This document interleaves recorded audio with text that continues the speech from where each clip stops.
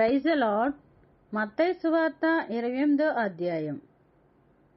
విశ్రాంతి దినము గడిచిపోయిన తర్వాత ఆదివారమున తెల్లవారుచుండగా మగ్దలేని మరియయు వేరొక మరియయు సమాధిని చూడవచ్చిరి. ఇదిగో, ప్రభుదూత పరలోకము నుండి దిగివచ్చి రాయి పొర్లించి దాని మీద కూర్చుండెను. అప్పుడు మహాభూకంపం కలిగెను. ఆ దూత స్వరూపం మెరుపు వలె నుండెను. అతని వస్త్రము హిమమంతా తెల్లగా ఉండెను. అతనికి భయపడుట వలన కావలివారు వణికి చచ్చిన వారి వలె నుండిరి. దూత ఆ స్త్రీలను చూచి, మీరు భయపడకుడి, సిలువ వేయబడిన యేసును మీరు వెదుకుచున్నారని నాకు తెలియను. ఆయన ఇక్కడ లేడు, తాను చెప్పినట్టే ఆయన లేచియున్నాడు. రండి, ప్రభువు పండుకొనిన స్థలము చూచి త్వరగా వెళ్ళి ఆయన మృతులలో నుండి లేచియున్నాడని ఆయన శిష్యులకు తెలియజేయుడి.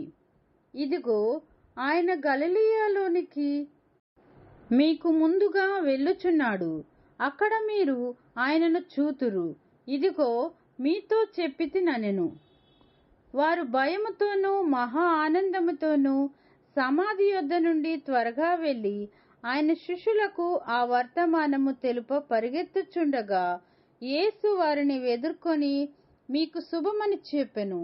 వారు ఆయన యొద్దకు వచ్చి ఆయన పాదములు పట్టుకొని ఆయనకు మ్రొక్కగా, యేసు భయపడకుడి, మీరు వెళ్ళి నా సహోదరులు గలిలయకు వెళ్ళవలననియు వారక్కడ నన్ను చూతురనియు వారికి తెలుపుడనెను.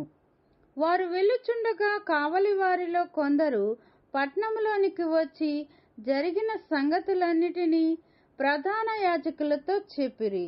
కాబట్టి వారు పెద్దలతో కూడా వచ్చి ఆలోచన చేసి ఆ సైనికులకు చాలా ద్రవ్యమిచ్చి, మేము నిద్రపోచుండగా అతని శిష్యులు రాత్రివేళ వచ్చి అతనిని ఎత్తుకొని పోయిరని మీరు చెప్పుడి.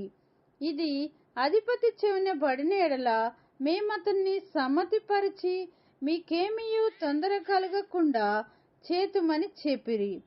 అప్పుడు వారు ఆ ద్రవ్యము తీసుకొని తమకు బోధింపబడిన ప్రకారము చేసిరి. ఈ మాట యూదులలో వ్యాపించి నేటి వరకు ప్రసిద్ధి అయి ఉన్నది.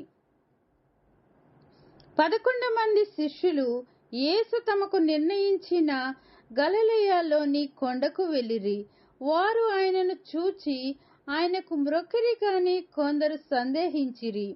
అయితే యేసు వారి యొద్దకు వచ్చి, పరలోకమందును భూమి మీదను నాకు సర్వాధికారము ఇయ్యబడి ఉన్నది.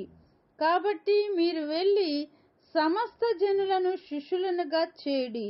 తండ్రి యొక్కయు కుమారుని యొక్కయు పరిశుద్ధాత్మ యొక్కయు నామములోనికి వారికి బాప్తిసమిచ్చుచు నేను మీకు ఏ ఏ సంగతులు ఆజ్ఞాపించితినో వాటన్నిటినీ గైకొనవలెనని వారికి బోధించుడి. ఇదిగో, నేను యుగ సమాప్తి వరకు సదాకాలము మీతో కూడా ఉన్నానని వారితో చెప్పెను. దేవుడు తన వాక్యమును దీవించునుగాక.